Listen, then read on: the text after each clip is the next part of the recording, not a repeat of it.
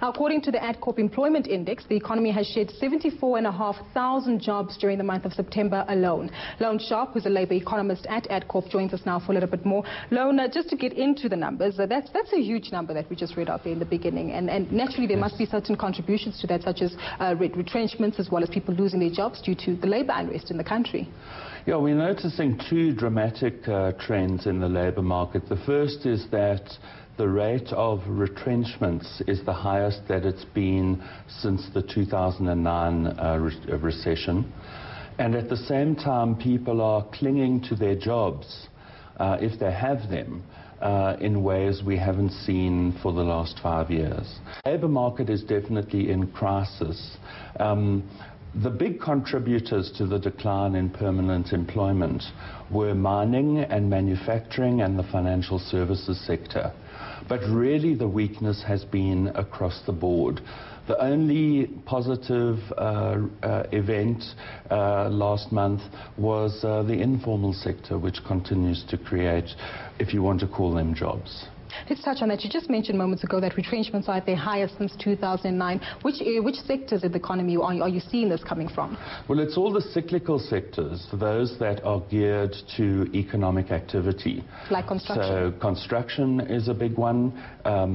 Retail and wholesale trade, surprisingly, due to their recent buoyancy, they've been laying off workers. Financial services, manufacturing, and also mining. Mining is strange because with recovery in the global economy, there's an undoubted recovery in the US economy, and that's lifting demand for metals. So our mining industry is really bucking the global trend because of labour factors unique to South Africa. Given the fact that we're seeing strikes almost in every sector of the South African economy, naturally that is a concern with regard to skills development as well as improving our unemployment rate. Well, strike activity makes good headlines. You know, people, I think, take the impression from all of the strikes that we've seen that trade unions are on the rampage. They're on the warpath and they're gaining political power. But in fact, the opposite is true.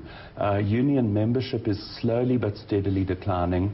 Union members feel that their unions are preoccupied with political rather than worker-related issues.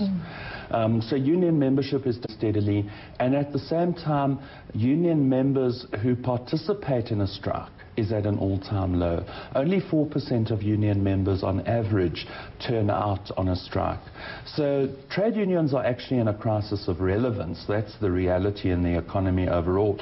In the private sector, only 1 in 7 workers is unionized, although in the public sector, 4 out of 5 workers are unionized. But unionization has really declined dramatically in the private sector. So we shouldn't take strikes to be more meaningful than they really are.